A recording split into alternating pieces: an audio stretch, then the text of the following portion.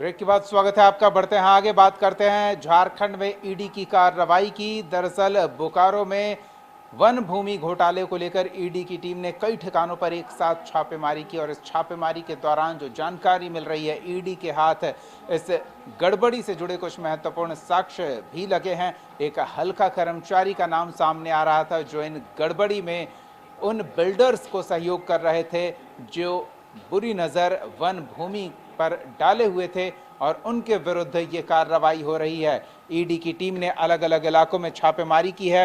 आपको बता दें कि कई कंस्ट्रक्शन कंपनी और बिल्डर के साथ कई जगहों पर उनके ठिकानों पर टीम ने दस्तक दी है।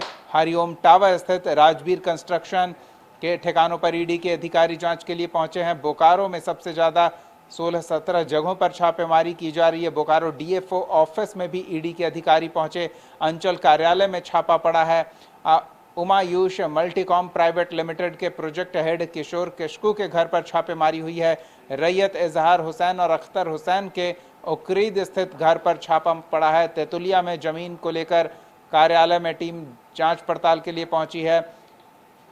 तेतुलिया मौजा स्थित करीब 100 एकड़ वन भूमि है जिसमें भूमाफियाओं ने सरकारी अफसरों के साथ मिलकर गड़बड़ी की और 2022 में प्रशासनिक अधिकारियों की गड़बड़ी को लेकर एक कंपनी को वन विभाग की करीब 75 एकड़ जमीन दे दी गई थी, जिसको लेकर ये ईडी की टीम की अब कार्रवाई देखने को मिल रही है।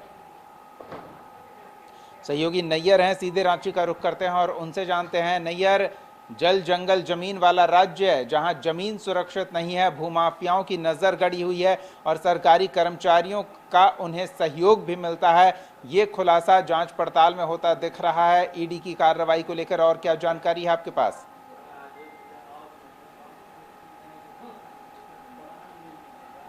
जी बिल्कुल, जैसा कि झारखंड जल जंगल जमीन के लिए जाना जाता है, लेकिन यहाँ के जंगल को ही प्रशासनिक अधिकारी और यहाँ के जो बिचौलिए के द्वारा गायब कर दिया जा रहा है। ऐसा मामला अब बोकारो में देखने को मिला है, जहाँ लगभग 117 एकड़ की जमीन को, जो पूरी तरह से वन भूमि की जमीन थी, उसे कलकत्ता यानी कि बंगाल में जाकर रजिस्ट्री कर उसका पूरा नेचर ही चेंज कर दिया जाता है। हालांकि इस बात का संज्ञान 2022 में ही चल गया था और इस मामले को 2024 में भी थाने में मामला दर्ज कराया गया था, सेक्टर 12 में जो वनपाल एक थे उनके द्वारा। और तब मामला गंभीर होते देख इस मामले को ईडी ने पकड़ा। जब ईडी ने पकड़ा तो पूरा जो खेल था वो पूरा बना बनाया बिचौलियों का हो या कोई भी प्रशासनिक अधिकारियों का, पूरा खेल बिगड़ता हुआ दिख रहा है। क्योंकि ईडी ने छापामारी करके वह सारी पोल खोल दी है जो पूरी तरह से ये लोग जितने बिचौलिए ने किए थे, और जो सही कागजात है वो भी बरामद हो गए हैं पुरलिया से। तो हम कह सकते हैं कि ईडी की बहुत बड़ी कामयाबी है झारखंड में कि लगभग 100 एकड़ जमीन को एक तरह से बचा लिया गया है। हालांकि ईडी अभी भी कार्रवाई कर रही है और ईडी को कुछ कहीं ना कहीं एक अहम सबूत मिला है, क्योंकि छापामारी करते हुए लगभग 10 से 11 घंटा बीत चुका है दीपक। तो कहीं ना कहीं कुछ ईडी को कुछ मिला है, इसे उसके लिए जांच जारी है। और जो जांच है वो बोकारो से शुरू होकर रांची तक आधम की है, और जिसमें रांची के हरिओम टावर में जो बिल्डर है उसके यहाँ छापामारी आज सुबह से चल रही है और लगातार अभी भी छापेमारी चल रही है। अब देखना यह बात होगा दीपक की ईडी के द्वारा ये छापामारी कब खत्म होगी, और ईडी के द्वारा एक प्रेस रिलीज जारी की जाती है छापामारी के बाद, वो कब तक हम लोग के पास आती है। तो उसमें सारा डाटा या ब्यौरा उसमें मिलेगा कि ईडी ने क्या क्या बरामद किया और किस किस जगह जो जमीन की जो बदला बदली हुई है, यानी कि जो जमीन है वो कलकत्ता में जो रजिस्ट्री हुई है उसकी भी कुछ जानकारी उस प्रेस रिलीज में देखने को मिलेगी दीपक। बिल्कुल नैयर, कंस्ट्रक्शन कंपनी के लोग हों, भूमाफिया हों, उनकी तो सस्ती जमीन पर मुफ्त की ही जमीन मिल जाए तो वो उनके लिए ज़्यादा बेहतर है, लेकिन यहाँ सरकारी कर्मचारी भी उनके साथ मिले हुए हैं और अपने कर्तव्यों का उचित निर्वहन नहीं कर रहे हैं। एक तो वो है मामला, दूसरा माफियाओं के साथ मिलकर सरकार को चूना लगा रहे हैं, लोगों को ठगा जा रहा है, सरकारी जमीन माफियाओं के हाथ पहुंचा दी जा रही है। तो ऐसे सरकारी कर्मचारियों को और अधिकारियों को भी चिन्हित किया जाना जरूरी है। कड़ी कार्रवाई उन पर भी जारी है। सिर्फ एक हल्का कर्मचारी के मिले होने से इतनी बड़ी गड़बड़ी तो नहीं हो सकती।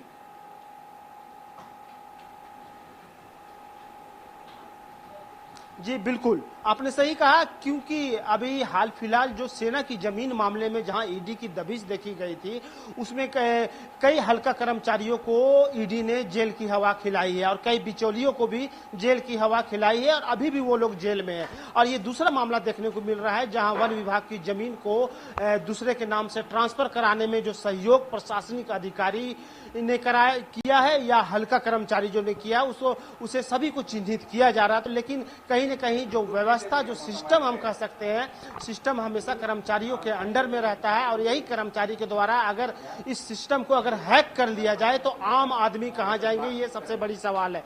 लेकिन ईडी के द्वारा आज दिखा दिया गया है कि कोई भी गलत काम गलत होता है और इसकी जांच की जा रही है और कोई भी हल्का कर्मचारी हो या प्रशासनिक अधिकारी के कोई भी रजिस्ट्रार या कोई भी अधिकारी हो, अगर इस तरह की अगर गलती अगर ईडी के द्वारा अगर पाई जाएगी तो उसे जेल के सलाखों के पीछे डाला जाएगा। क्योंकि इससे पहले हम देख चुके हैं कि बड़गाई में किस तरह सेना की जमीन में घपला करने वाले कितने जो अधिकारी थे, हल्का कर्मचारी थे, वो सब अभी भी जेल की हवा खा रहे हैं। दीपक, चलिए, एक उदाहरण बनाया जाना जरूरी है ताकि आगे कोई इस तरह की गड़बड़ी करने से पहले 100 बार सोचे, डर उसके मन में हो कि अगर कुछ गड़बड़ी करते हैं तो उनका अंजाम भी बुरा होगा। बहुत बहुत धन्यवाद नैयर इस तमाम बातचीत और जानकारी के लिए। तो ईडी की रेड अभी भी चल रही है, बोकारो से शुरू हुई रेड रांची तक पहुंची और आगे और कई लोग इसके शिकंजे में आने वाले हैं। हम आपको अपडेट देते रहेंगे।